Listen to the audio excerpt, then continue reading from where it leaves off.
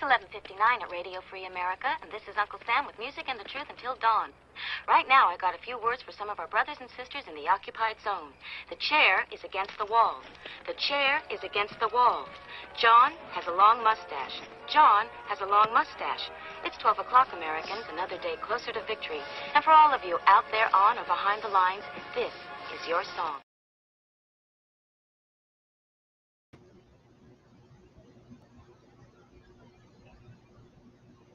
GearWebsites.com is your source for firearms-based playing cards and books. We also have mugs, shirts, and posters with designs that we've made live. Of course, we have patches. Every Friday is Free Patch Friday. We appreciate your support. Thank you for shopping at GearWebsites.com.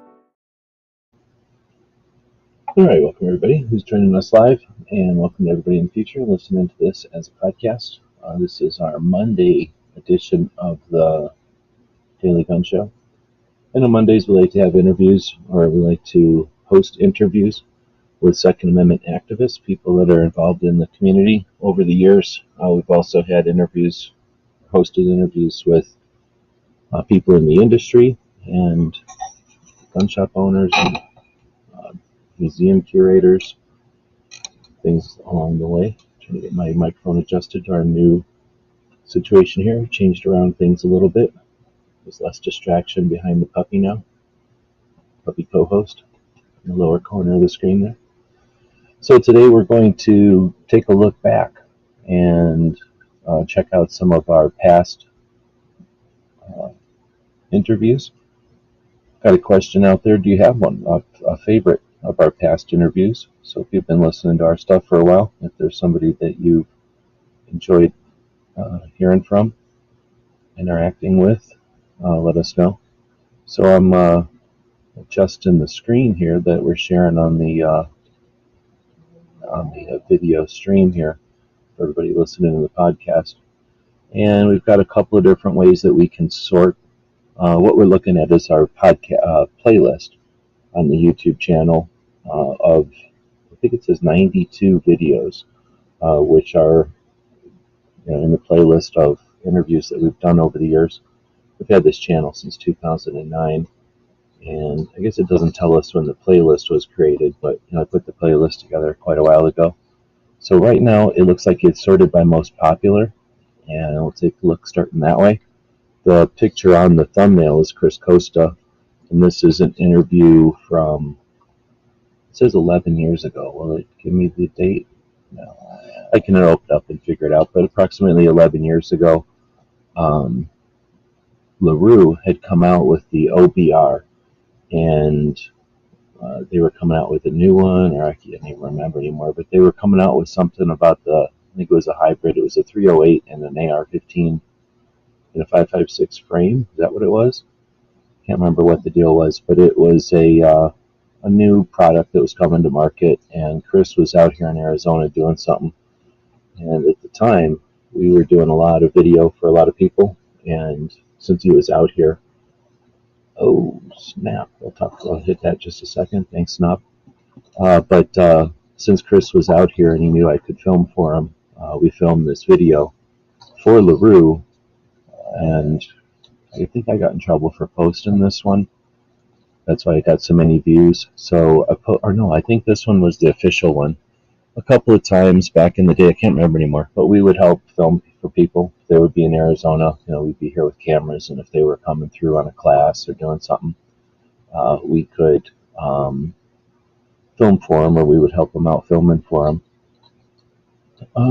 So one time we accidentally posted some stuff early, and that got us in trouble and got a bunch of views. But I think this one was either the year before or the year after, or something like an event that happened before or after. So anyway, this one is the most popular with 300-something million views. No, 300-something thousand views. Then the next one is a quick conversation I had with Mas Asad Ayub in 2010. So 2010 was the first year at the Sands Convention Center. And both of us had just been, Mas had been an author before, but this was the first time I got to be an author in Gun Digest. So I came in early to check out the booth, because I was using that as my pass to get in the door early. So I went over to the booth, and Masada was sitting there, and there was nobody else there, so it was just us.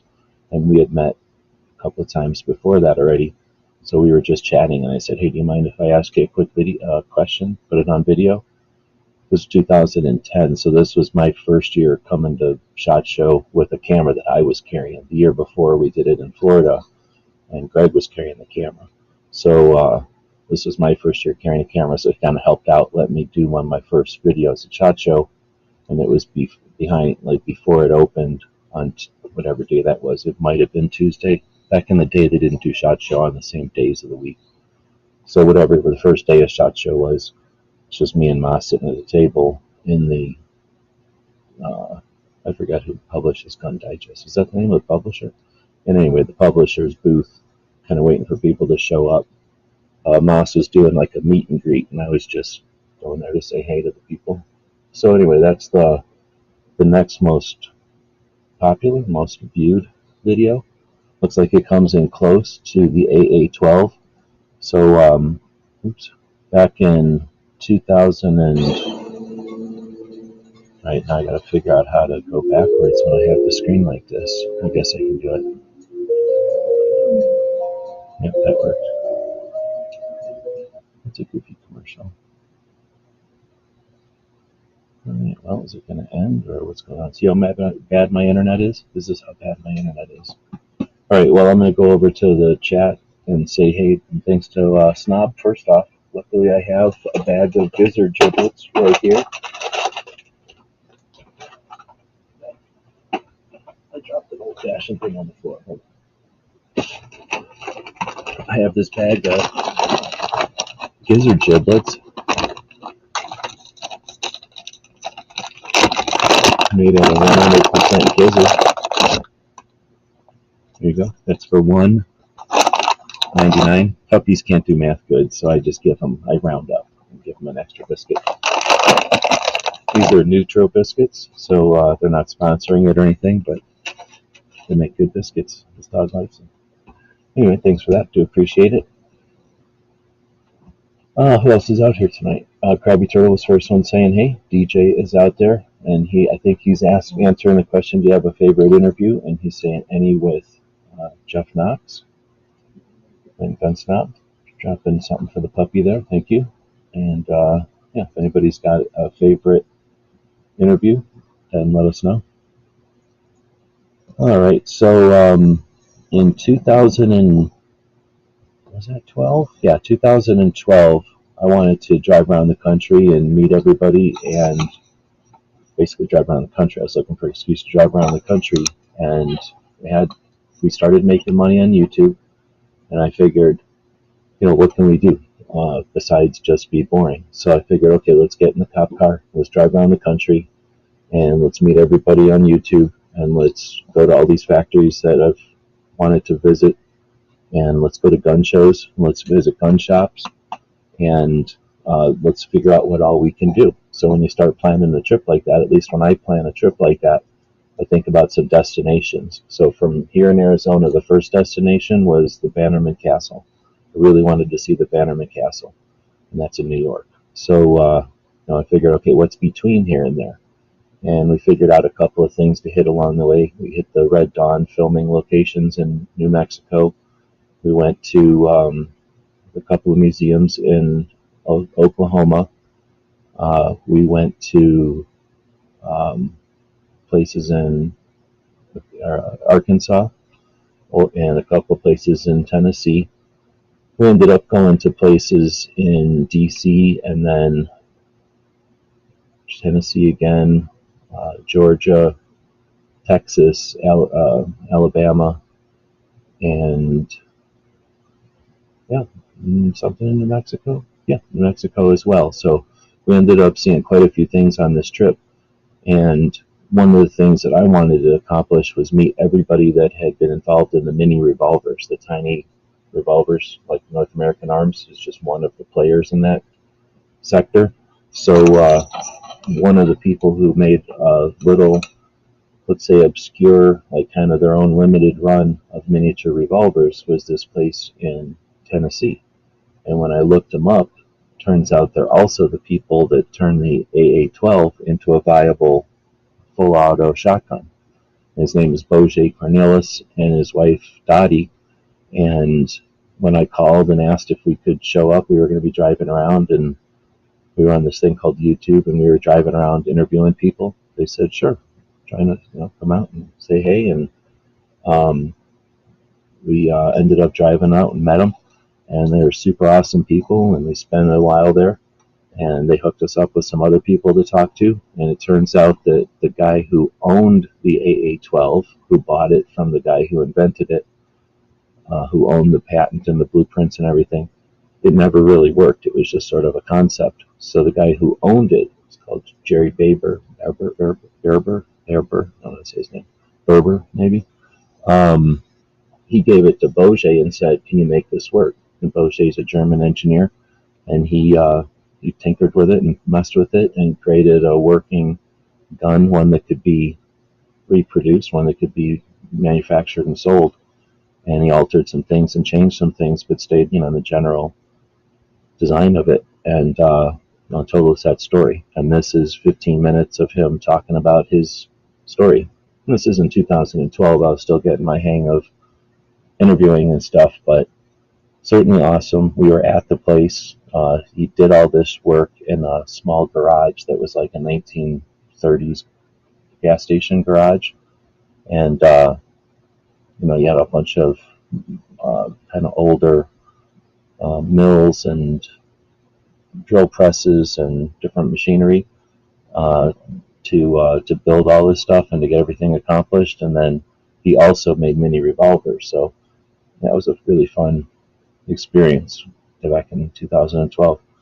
Then you get another conversation with Moss from a couple years earlier when he was out teaching a class. One of the first classes I think I took with Moss, if not the first class. And after the class, we were heading to essentially go eat and drink beers.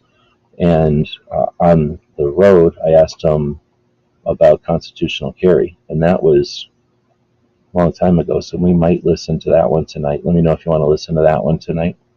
That's only 4 minutes. Then there's this is going through our interviews sorted by most popular. So those Masada ones, as you can imagine, are pretty popular. The AA-12 one's gotten 80,000 views or something. Then there's another one that's pretty popular with Marcinko, and it's just him signing a thing for Greg. And signing a book, I think, for Greg. Maybe a DVD. I think it was a book. And we talked about that in a couple of episodes back, maybe 6 episodes back. On this show, we had I played a couple of the Marcinko things, talked about knowing Marcinko just a bit over the years, which was a lot of fun. Then there was another one with Chris. So we had a lot. I mean, the people from LaRue had always been cool to us back in the day when the internet was first merging with YouTube, and YouTube was just kind of getting its bearings, I guess, getting its legs. The YouTube wasn't just nothing anymore. It was beginning to be a useful social media platform, and people were getting more diverse than just guns. So at that point, before there was too much division, people that were willing to work with each other were helping each other out all the time. So we were cameras, and we were able, and we were there. So we were helping out LaRue. It's not like we were best friends, is what I'm trying to say. We were just, we appreciate LaRue. We like the company, and they knew we had cameras, so they allowed us to video a lot of stuff, and Chris would be either their spokesman or the guy we knew that knew what to say. So we got quite a few videos with Chris back in the day talking about LaRue stuff. But then we also own a bunch of LaRue stuff, so we would have it at the range and shoot it. So we got quite a bit of LaRue content up, I guess, over the years. Let's see. So then next up was, and this was a video from SHOT Show, and this was like an official, let's talk about whatever's new at SHOT Show kind of video. And as you can imagine, those are most popular right at the time. Now, 12 years ago at SHOT Show, I met up with Jerry Baker from Freedom Arms, and We chatted a bit about the mini revolvers because again, I'm trying to meet I've met everybody who's alive that deals with mini revolvers, except for the people at Standard Arms who I'm going to try again at SHOT Show. We make that little folding one now, but yeah, that's been pretty neat. Being able to meet everybody who's been involved with them, pretty much. Let's see. Then in 2012, on that same tour, on the way out, let's see, it would have been just before we met up with Boje and Dottie. We were hanging out with Jaeger for a little bit, and Jaeger let us stay at his place and use it as like a like a home base. And we branched out and visited a couple of different things in Tennessee and Kentucky from Jaeger's place. And while we were there, we hooked up with John over at SOE Gear and did a tour of the place and an interview. And if you've been following, or now it's even more so, but back in the day, John was controversial to say the least, and had a lot of interesting opinions and had done things his own way, for sure. And pretty interesting place. They were growing, at the time, were growing crazy fast, selling a lot of stuff and making a lot of money. And they were using that to create infrastructure. So watching the place grow and expand and stuff has been really neat over the years. And even then, it was bursting at the seams with growth. Let's see. So I'm a Glock Armor, and a couple of times over, I should say, it lasts for 5 years, and you have to recertify or whatever. So back in the days when I worked at the gun shop and stuff, I became a Glock Armor, and one of the reasons I did it, and both times, my instructor was Dennis Tueller, the guy who you hear of the 20-foot rule, the 21-foot rule, the Tueller drill. And that all came from a time when he was law enforcement, and he was asked to write a report up about stopping distance or something like that, and how much distance you need to be concerned about somebody who's going to attack you. And that became a popular article and something that's pretty much became part of most instruction since. So he's pretty household name in the CCW world. Anyway, it's been neat to know him over the years. So the second time when we went up, Corey interviewed him. At SHOT Show. No, wait, was this a SHOT Show? I'm trying to remember where this was. But we got an interview with Kyle Lamb one time. There's another one with Jared from Freedom Arms. For a while, each year at SHOT Show, I would interview the ATF or the FBI. Just let them give us some idea of what was on their radar each year. And maybe if I had a question. For a while there, it was taking a really long time to get NFA items back. So I would ask them, what's the deal? I forgot the other years. A couple of times we were asking them questions in reaction to news of the day. I think it was in 12 when they said the pistol braces are good to go, but then they said you couldn't shoulder it anymore. It might have been those years that it was pretty tough getting conversations with them, and we've had some interesting, let's say, adventures and some frustrating, I guess, efforts with the ATF, trying to get conversations with them, and then they, oh, we don't have that department here, or we'll do an interview, but we can't talk about this. So those kind of things are, anyway. That was one of them. I don't even know if that's a good one. That's from 2014.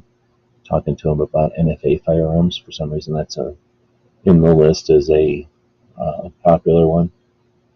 Another one with the dude from Freedom Arms. So evidently, people like listening to interviews with about revolvers. Those are really expensive revolvers too. Haas used to go down, and I don't know, maybe still goes down, but they would. Well, okay, this wasn't going to Mexico. He would go to Mexico with his family, though, and build whatever was necessary down in some of the small villages in Mexico that needed help with plumbing, and just essentially go down and be useful for kind of service projects each year with a group of people. I think he said it was from his church, but I know his family has been doing it for a long time, sort of a family tradition to spend some time in Mexico each year. So because of that, he's pretty much aware of the issues on the border and stuff. So he had done some, this was 11 years ago. He was concerned about it and went down and did some border watch stuff. And that was an interview talking to him about it. Then we got same thing, Chris. This was back when the guy with the gun, he doesn't hang out anymore, hung out for a long time with the Gun Channels crew. Maybe in the middle of the Gun Channels crew. He might have been there in the beginning, I'm not sure. But in the middle of the Gun Channels crew, like the middle years, he was around a lot. And he finally decided to go take a class with Jaeger. And so I went out there to help introduce him. And since I was out there, James, we did a quick conversation about Ammo Nation, which was a project I think he was working on at the time. Then there's a quick interview with the guy who wrote Glock America's Gun, the book, pretty awesome book. I was just sitting there minding my business at SHOT Show one year, and he came by and dropped a card on the table. And I was like, what's this about? Because I like that book. I was really a fan of that book, and I seen he dropped this card on the table. I was like, what's this all about? And he goes, oh, we're having a seminar or something about the book. I was like, oh, do you know the author? He's like, I am the author. I was like, oh, shit, can I, thank you for making that book. Can I do a quick interview with you? So that's that. We could do that interview if people want to listen to it. That's only 6 minutes long. We did this one a couple of weeks back also, talking to Mike Detty, who wrote the book, what's it called? The Wide Receiver. No, what's it called? Is it called Operation Wide Receiver? But essentially it's the precursor to Fast and the Furious, gun running to Mexico. Mike is the one that kind of started the whole thing, and then once it was starting to spin out of control a little, once it was established and kind of, let's say, ending, really, the offices in Phoenix, the ATF offices in Phoenix, heard about it. They were involved with it slightly, and then decided, hey, that's a great idea, and they turned it into Operation Fast and Furious. So what started out with, hey, let's throw some guns to Mexico, turned into, let's flood Mexico with guns. And Mike was in a unique position to have technically started it by accidentally instigating it all, but without the understanding what the ATF would do with it. And this was filmed at a fake gun show for a movie, the movie 600 Miles, that we were both attending or both paid to be there. It was pretty fun. Then we got an interview with Tromix. So that is Mike, right? What is his name? Mike? Tony, what am I saying? His name is Tony. And we were out there on that same trip in 2012, and I knew a bunch of AK manufacturers, and there just happened to be a bunch of them in Tulsa. So we were hanging out in Tulsa area and doing tours and interviews with AK manufacturers, and Tromix makes some really awesome AKs. They were the first ones to modify short crinks out of Sega 12 shotguns back in the, probably not the 90s, but in the 2000s for sure. Well, maybe it was the 90s even. I don't know, whenever Sega first started coming over. Anyhow, when we were there, we just kind of got in the topic of ATF stuff, and this was still a couple of 3 years before I considered myself really focused on activism, but I was still trying to figure it all out. So this was Tony going over some ATF stuff with us, and then, sharing it. So even though it's just a 4-minute video, that's one of the more popular ones. We've been up with Dustin Ellerman from Top Shot. This was 11 years ago, so he was still kind of fresh off of winning Top Shot, and he was just kind of walking around SHOT Show. He wasn't really a celebrity back then, so this was just a quick, hey, thanks for being on a cool show. I think that was like 2012. How long ago was it? 11 years ago. I could keep going, but there's a bunch of them. There's 90 of them, so I'm going to go back up and resort by oldest. That might be interesting. And we'll see what some of the first things that we posted. We've already talked about some of them. That looks like that Chris one might be one of our older ones. Is this really sorted by oldest? Yeah, okay. So that first one is our oldest one, as also it's our largest or our most viewed. I guess that makes sense, right? It's been there the longest.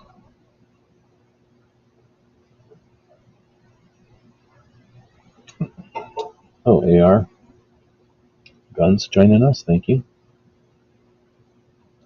Hope you're doing good.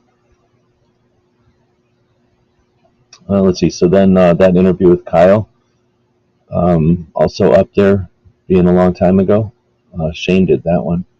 Then there's that saying hey to Dustin, probably at that same SHOT Show. Said hey to James again. And that was a long time ago. Then back in those days, there was a guy called USN ER Doc who was a couple years old at that point, and I don't know how much longer he stuck around. I don't know if anybody remembers USN ER Doc.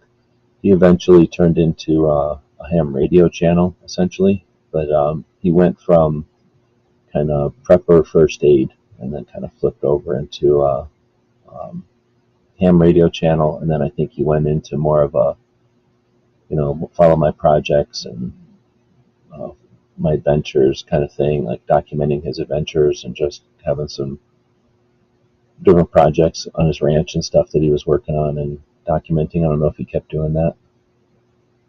Then that's that AA12 one we talked about.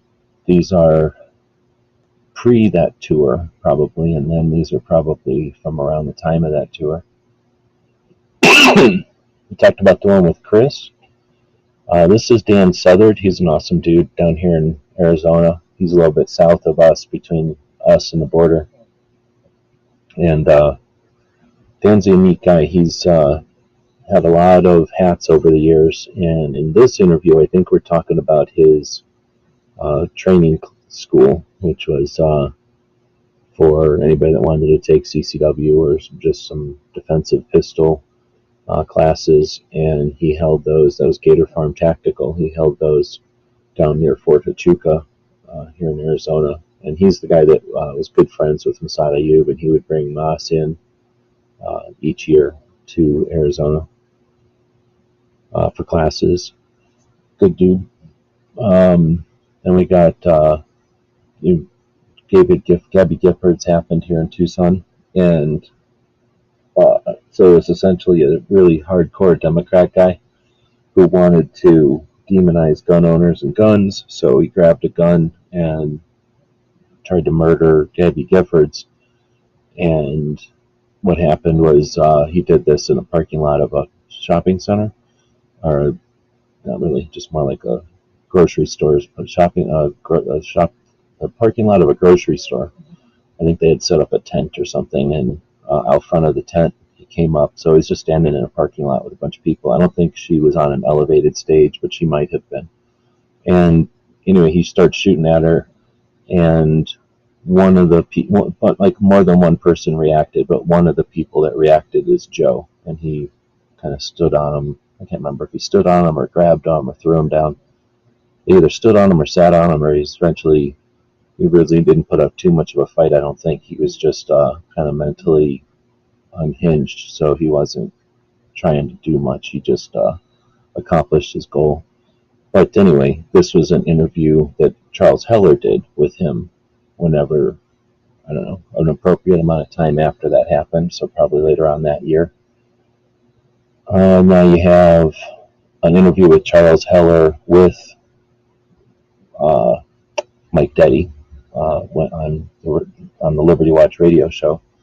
For a good number of years, I would help a couple of radio shows here in town, actually, but Charles' radio show was one of them. I would help them put their radio shows on the internet each week, so and run their channels, I guess, on YouTube and run their websites and all that kind of stuff. So back then, kind of got to meet some of these people and definitely hear a lot of these interviews and things. This was Masad Ayub at the class, probably, and then this is Masad Ayub later on. So this was the class in 2009, probably. This would have been that when we were chatting at SHOT Show 2010, and then this might have been, that doesn't make sense if these are 13 years ago. This must not be in great chronological order. But one of these are when, I don't know, Moss always went to the same place out here. So one of these is coming home from them, and one of them is at the range out there. But you can see a lot of these are older, and we haven't really found anything new. This was from 2010, hanging out with Ted Marshall, who's a custom AK builder. For a while here, he was in Tucson.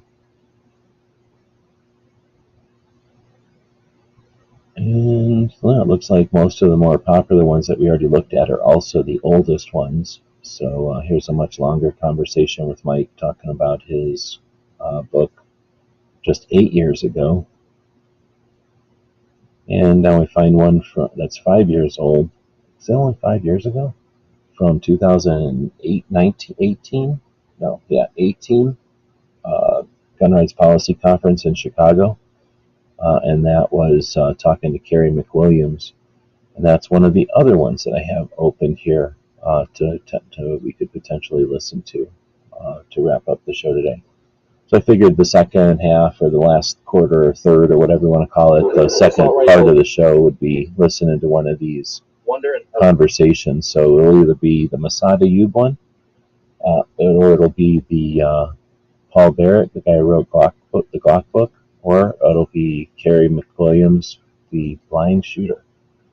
So what I'll do is open up the YouTubes over here. We'll bring that over here.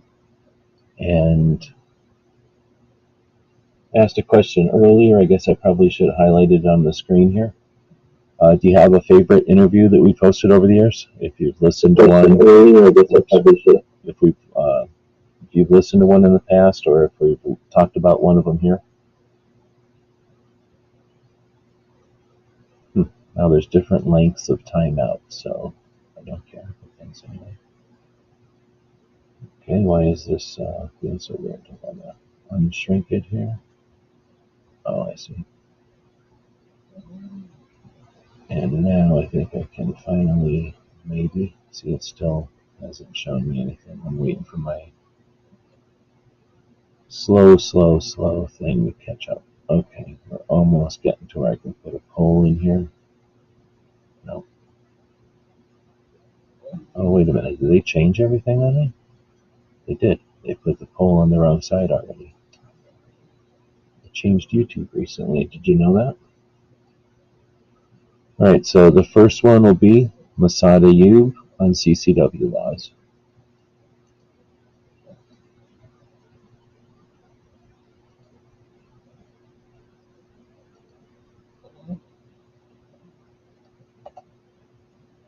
And you can type in now your favorite interviews that we may have done over the years.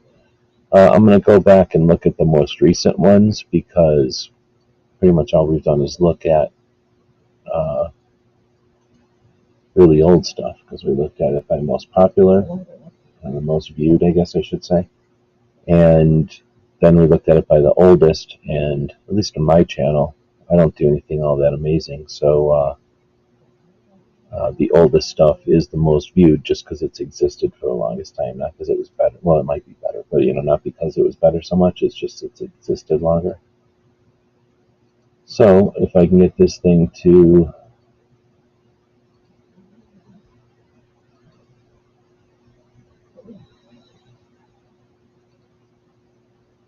let me start it that way. So we'll start the poll there. Feel free to vote. Snob is saying anything with Moss should be good.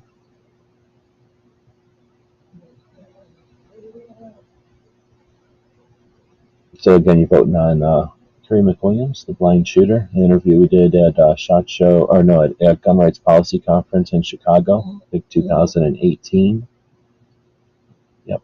And then the other one will be Paul Barrett. That's a 10-year-old interview from 2013, which was still at the Sands. You can see it's still inside the Sands media room there.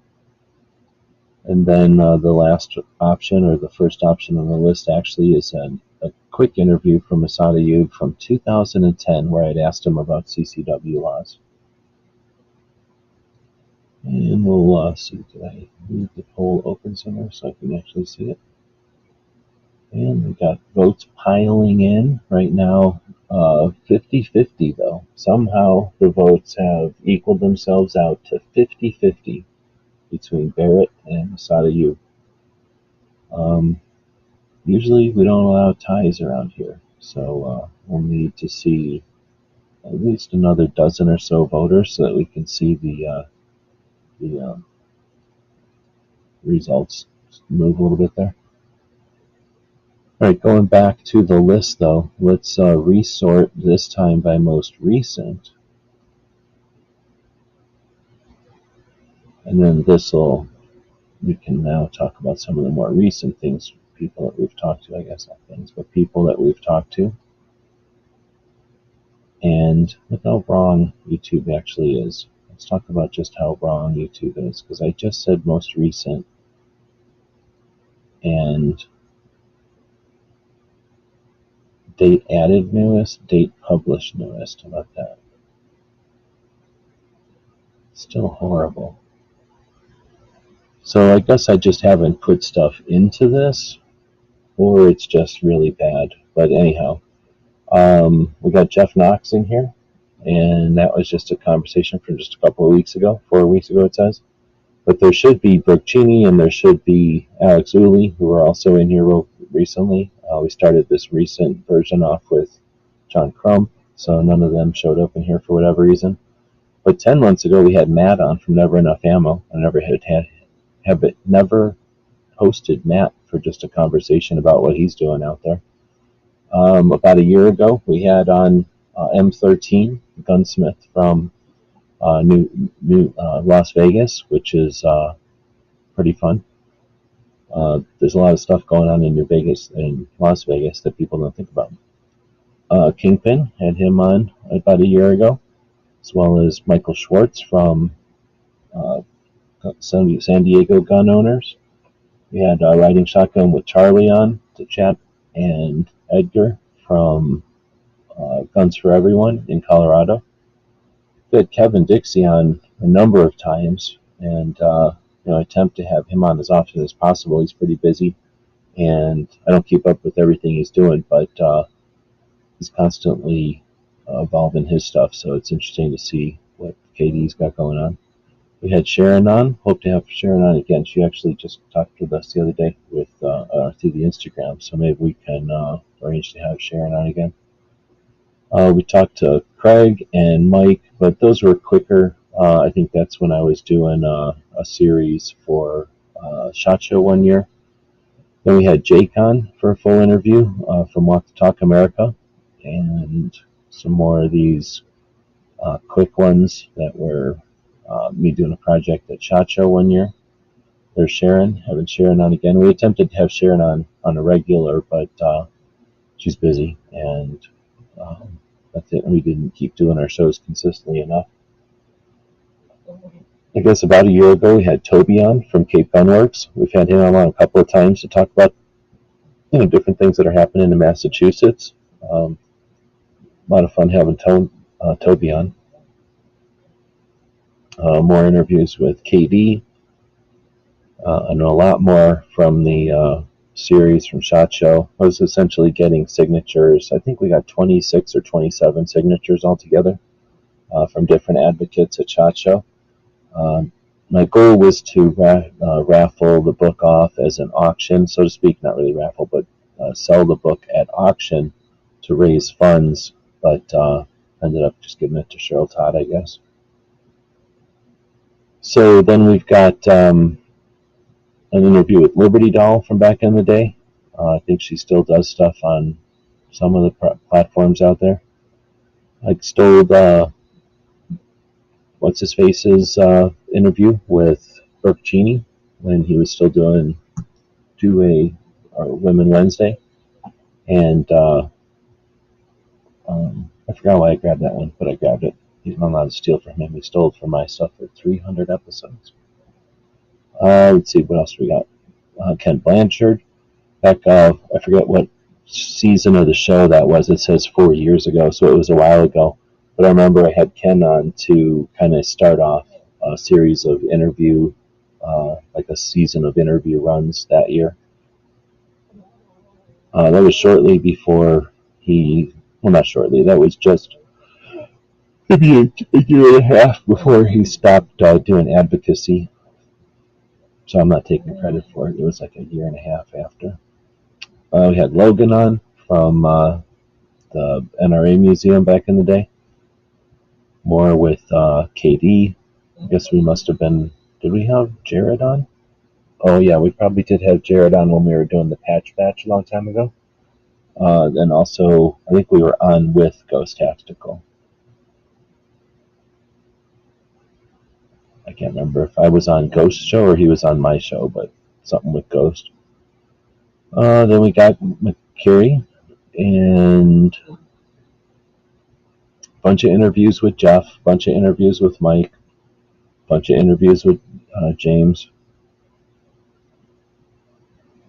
When we were on that tour in 2012, we visited a bunch of different firearms manufacturers, and a couple of them would sit down with us and talk about, being a firearms manufacturer and that kind of thing. And this case, we talked with the dude from Masterpiece Arms. So Masterpiece Arms is the company that came after Ingram, and they created the Mac 10 and the Mac 11, and those got done. Nobody really bought them or anything, so they ended. But then other companies would buy the designs and keep making the Mac 9 or Mac 11 in 9mm, and eventually Masterpiece Arms was that company. So they started making other guns also, and eventually started making other guns completely. But this is when they were still making their Mac 11 version with like all the modifications to make it kind of keep it current with stupid laws that are out there. And then they were making a couple of pistols, but they were just getting started making their rifles, and now they've done, of course, a bunch of different rifles since then. But that's an interview with them, probably just about the company itself, I think. More with Chris and James and Chris.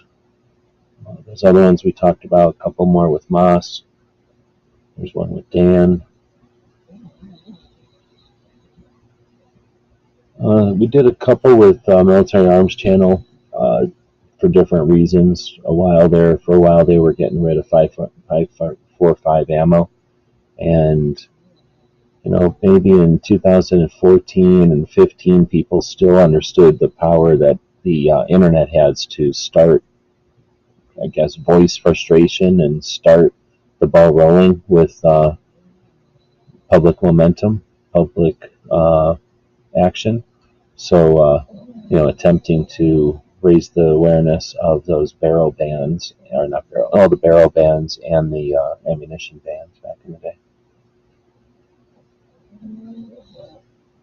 All right, well, nobody's really saying anything, so we'll just go to the poll and see what we're getting as a result. Is that this? Is that this? It is this. And it looks like the results are 50-50. So we'll just play both of them because they're both very short. So here's the Massad Ayoob interview from 2010. It's only got 60,000 views on it.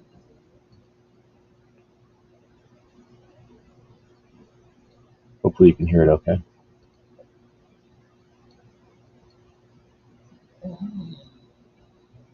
Hey, we're just heading out of the Sierra Vista Range here in just south of Tucson, Arizona. Got a chance to talk to Massad Ayoob. I really appreciate you taking the time. How you doing? I've got a couple of questions. I'm trying, we've got obviously some major legislation happening about to take effect here in Arizona. So I was wondering about CCW, and since I had your ear, what are your feelings about the direction of the U.S. Concealed carry laws and their future? We are winning. If you look nationwide, it's only a few years ago there were 7 states where there was simply no provision to legally carry a concealed handgun. Today we're down to 2, Illinois and Wisconsin. Wisconsin, I think the next time is going to be the charm. Illinois, against anybody's expectations, is getting a very strong shell issue movement going that's actually been endorsed by a sheriff's association out there. So I think when you look at that, you look at the liberalization and improvement of the concealed carry laws that have already been existing for several years in the shell issue states. Nationwide, we are on a roll with this. And I think it's one area of the gun control issue where our side is winning decisively. It's great to hear. And along with that, then, because we get a lot of feedback from the people that look at our websites and watch our videos, my question is, what do you feel that the residents of those non-gun friendly states can do to make positive strides instead of just complaining? Well, the first best advice is the free states accept refugees, get out while there's time. Those who work within the system, as frustrating as it can be in some of the states like California, New Jersey, Maryland. In 1986, nobody thought they'd get shell issue carry in the state of Florida, but they did. The people in Texas thought they were never going to get shell issue statewide concealed carry, but they did. We're seeing a trend here that the other side can no longer ignore. Now, the other side is going to remain blatantly committed against us forever. But the people who make the difference in the referenda, who make the difference in the polls, are the uncommitted voters in the middle who look at the side of logic. And the logic has shown, state after state after state after state, the rivers of blood that were prophesied never take place. The states that get shell issue carry, the crime either goes down or certainly does not increase. In every one of those states, we're seeing cases where the gun has saved human lives. Not just the highly publicized shootings, but the much more frequent, less publicized cases where the simple presence of the gun in the hand of the armed citizen is preventing tragedy. We're making gains. We're seeing even in California the public's awareness of the open carry that's been done with that group out there. And the polls are indicating that more and more people are realizing the Supreme Court was right in the Heller decision in 2008. And we still have a long fight. Frankly, it's going to be a lifelong fight. But again, I think we're going uphill, and the uphill fight always takes more exertion. But we're climbing to the top of the mountain. We're winning. We're getting more freedom, more confirmation of rights for people to protect themselves and their loved ones. And I am cautiously optimistic about it. Excellent. Really, again, thank you very much. It was really an honor to be in your first MAG 40 class. Wish you lots of luck, and thanks again for the real sober, well thought out, obviously intelligent perspective on those questions. I'm glad you enjoyed it, Pete. It's a pleasure, and it's kind of a mission. Excellent. For us too. Great. Thanks. Oh, I guess that was his first MAG 40. I didn't realize that it was that long ago. So, yeah, there you go. So those are some pictures from the class, and then I ended it with a quote from Moss. The defensive firearm is a special purpose piece of safety rescue equipment designed to extricate a person from the immediate threat of a savagely violent crime. I think that helps indicate what Moss brings to the table, as well as far as a way to one, enunciate your position precisely and clearly, but also it wraps up his philosophy, his style of class, which is, or is the style the right word? Which is you need to be able, whatever your actions are, you should be able to enunciate your purpose to a jury of your peers, because ultimately that's who you're going to answer to in our system. So it's one of the things that you get from a Mossad Ayoob course of instruction. That's one of many things where you get from one of his course of instruction. So this was filmed in 2010. It's hard to know back in 2010 how big we were. I'm sure we were probably by then, at that time at least, the second largest gun channel out there. But nobody gave a shit. That wasn't a big deal. I mean, I knew it, but that meant not much because YouTube was such a baby thing at the time. People were beginning to understand it, but it was the people that were looking to understand things. It wasn't a general thing yet. So I thought that was very gracious of Mossad Ayoob to be willing to entertained my request, to do that in the car like that. And that being said, then at that time, his perspective was, again, indication of his hope, his position on a lot of things, but optimistic without being overly optimistic, without being foolishly optimistic, and rationally optimistic, I guess is that a way to say it? So really cool. I really appreciated him doing that, and that helped me to even from back then, knowing that somebody that aware was that cautious, optimistic. I decided to stick with it and keep doing stuff for sure. It certainly didn't dissuade me from it. All right, well, so then everyone also voted for the Glock one. I know for sure New York Outcast voted for this one. So for New York Outcast and anybody else who's interested in this one, we'll just play both. It'll be a double feature tonight. You're welcome. Hopefully you can hear it okay. I'm not getting much feedback. We're here with Paul Barrett, the author of Glock, The Rise of America's Gun. We're here at SHOT Show 2013. What happened?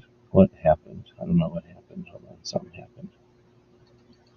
What is going on? Now it's showing me the Grinch and stuff. We'll just go back. And now, how do I just plain old open it to be? And I wanted to first off say it's a pleasure to meet you. Thank you. And can I ask why did you write the book? Well, I've written about the gun industry for many years, going back to the mid-1990s. All right, let's see if I can't figure out why this thing is being an a-hole to me and won't open up to full screen. What is going on? It's probably because I'm zoomed in so much. Try this again. There we go.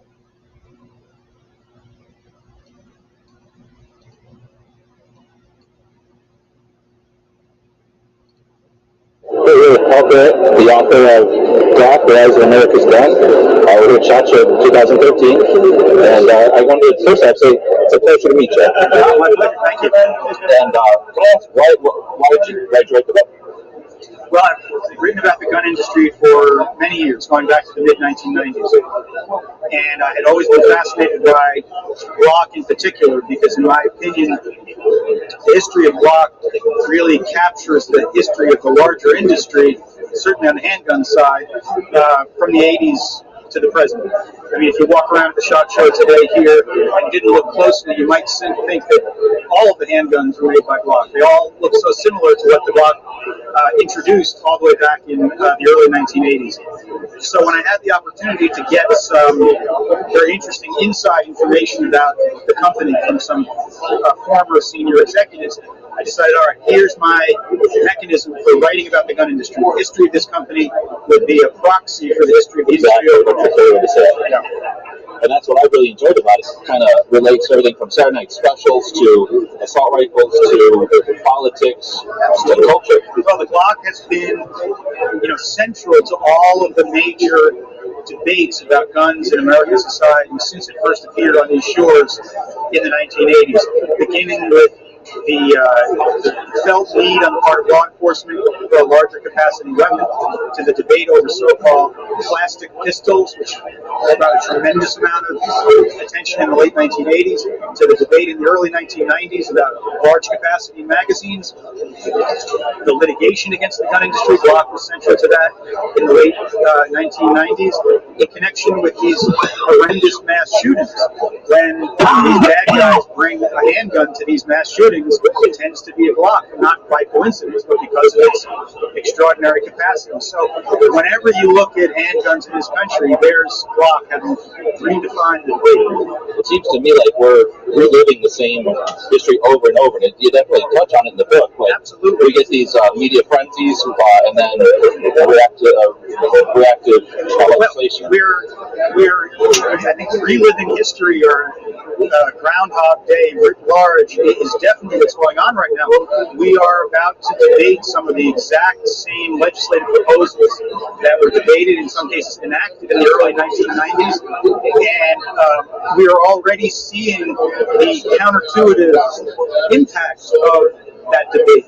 In the early 1990s, the effort to ban so-called assault weapons, of course, contributed to the greater proliferation of assault weapons, in some cases because they were sold pre-ban, in other cases because industry tinkered with certain cosmetics and just sold the same basic firearm. We're seeing that right now. I mean, just in the past month, retail stores have sold out of AR-15s. They've sold out of the precise kind of ammunition that was used in the Newtown shooting. So we've got this strange phenomenon in this country where people who want to restrict certain weapons actually, not meaning to, but unwittingly actually contribute to selling more of those weapons. Exactly. It's a strange process. And it seems like they don't understand because they keep doing the same thing and it happens again. It is. Unfortunately, it's happening on our side too. We seem to allow us to have to go through this nationwide debate over and over without. Well, I do think there would be ways to find some areas of consensus, particularly on gun-related law enforcement. Not so much the regulation of particular categories of weapons, but instead the more vigorous enforcement of very basic criminal laws that we already have.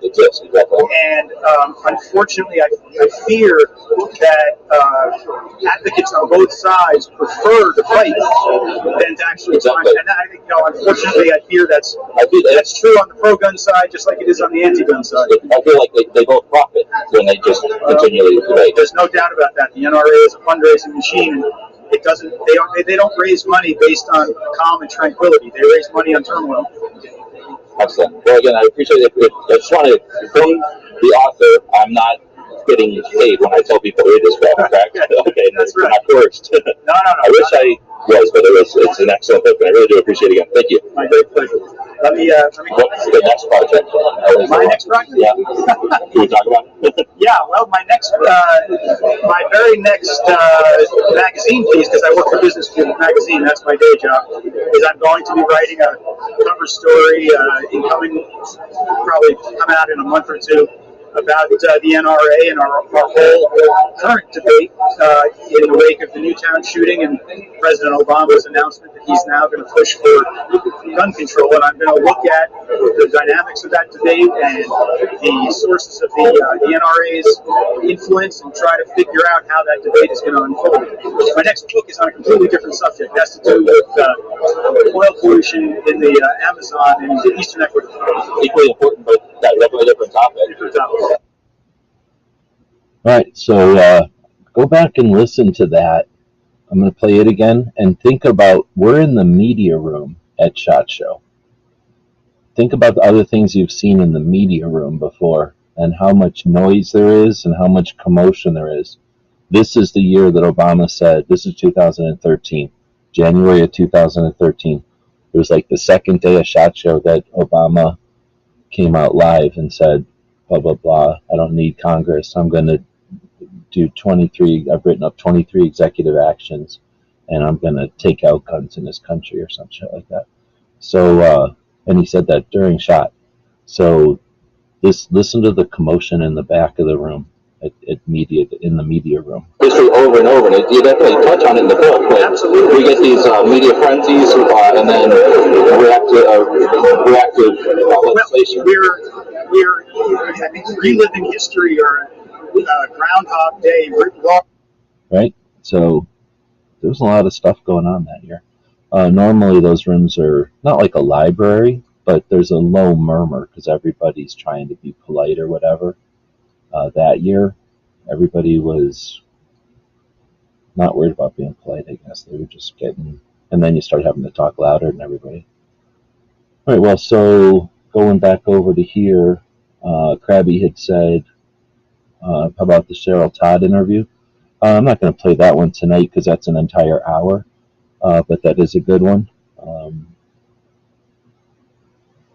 I try to give everyone that I host as an interviewer when people come on, I try to give them an hour to talk about why they do what they do and how they do it. Some people have a really good motivation and a real important reason for why they do it, and they don't always get to, they can sometimes mention it, but they don't always get to really dig into it. So I give them an hour to take as much time as they want to talk about their why. And then other people, their why is important, but they also have an interesting how. They either have accomplished a lot, or they do it in an interesting way, or they're very little or very large, and their story can be useful for people as either an inspiration or motivation.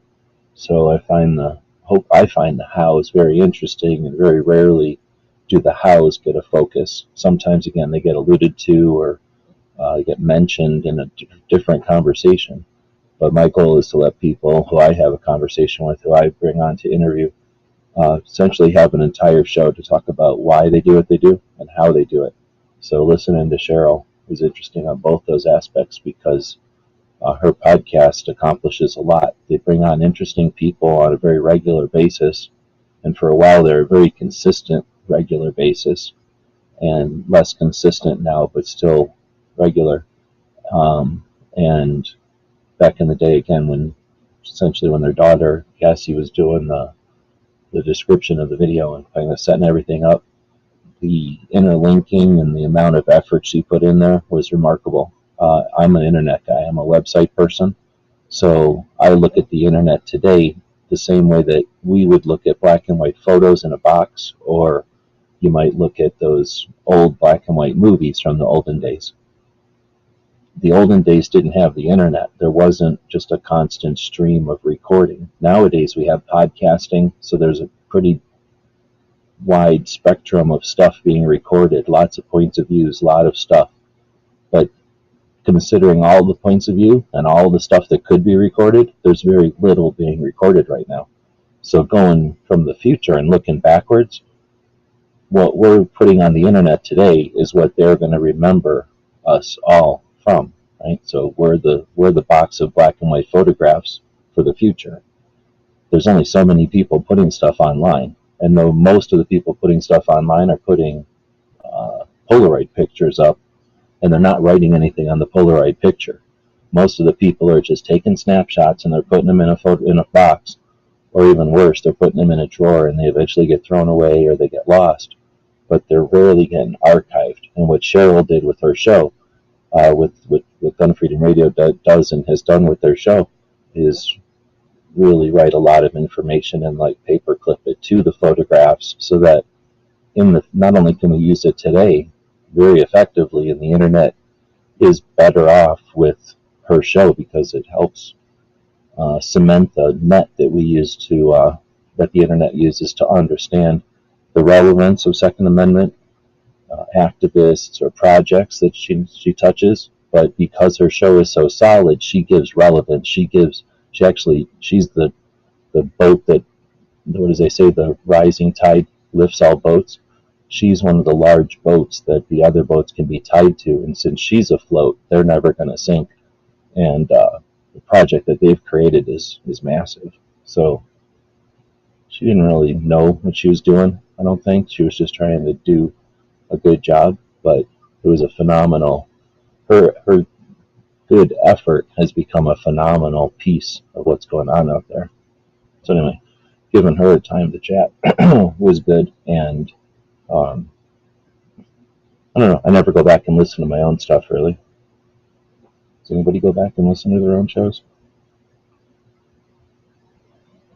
And the New York Outcast, here's evidence that he was messing with the show because of his Glock thing. Let's see, so with that, I think we're going to wrap it up. This idea on Monday is to talk about what other people are doing and how they're doing it. Since I didn't have anybody scheduled for today, I've been working on a thing that came up over the weekend, and I figured I'd work on it as much as possible. And then whenever that happens, things got smashed around, and this show took a run to that a little bit, so I didn't schedule anybody for today. I do have a bunch of people in mind, though. As we get closer to the holidays, it may or may not be easier to get them on board. But we'll continue to effort towards that. So next Monday, I can't tell you who's going to be on, but we'll keep efforting to get somebody on here. Thanks to Snob earlier for the puppy chow fund. We'll throw another $1.99 worth of puppy chow into there for your super chat. Thank you for that. See how good he is? I have this puppy chow sitting right next to him. And he's like, okay, I'm a good dog. I'll sit over here. Not be bad.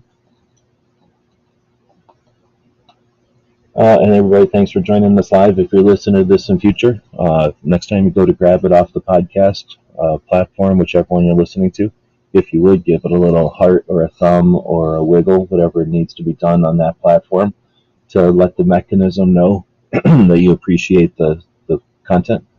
We do appreciate that. It's the best way to say thanks, unless you want to become a Patreon. So there's no ads here. I'm not trying to sell you that cactus or that mouse or anything else. But if you want to become a Patreon and help our servers and help our software to let us do what we do, then consider it. Patreon is the platform we use for that. And you can subscribe over there for a cup of coffee each month. That'd be like $5. Or, I don't have any food here, but $25 is like buying us a lunch. And the people that do that, it accumulates and it lets us pay for those servers. We have 3 of them and a bunch of software. We've got a couple of software subscriptions. I'm eyeballing this one that's $100 a month. But what I could do with that software, oh man, I haven't pulled the trigger on it because I'm not that rich yet, but we're getting there. If we had a couple of more Patreons, I'd definitely pull the trigger on that software. So if you'd like to see what we could do with $100 a month software, then join us over on Patreon. If you'd like to know what that software is and how to use it, then get with me. I'm happy to show people how to use awesome stuff. But till tomorrow when we do the coaching show, I don't think anything else happens after this tonight. Consider, I don't know, doing something awesome, sharing it with people, or just having a good night. We'll throw a commercial up here for our store. And if you'd like to spread some capitalism around without subscribing, or even if you are a subscriber, I guess if you're a Patreon subscriber and you buy something from the store, definitely let us know, because then we can pour extra loot in for you. GearWebsites.com. Whoops, we have a store. As a capitalist, if you'd like to spread some of that financial resource our way, let us do what we talked about. Then we got some stuff we can send you in return.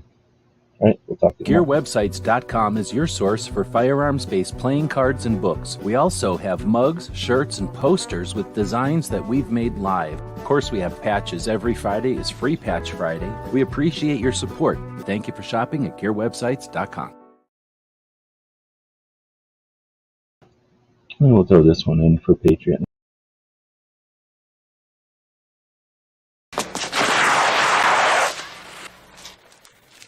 Shit.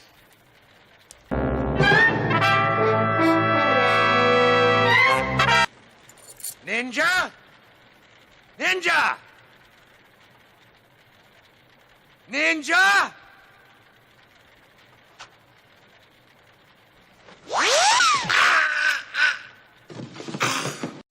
It's 11:59 at Radio Free America, and this is Uncle Sam with music and the truth until dawn. Right now, I got a few words for some of our brothers and sisters in the occupied zone. The chair is against the wall. The chair is against the wall. John has a long mustache. John has a long mustache. It's 12 o'clock, Americans, another day closer to victory. And for all of you out there on or behind the lines, this is your song.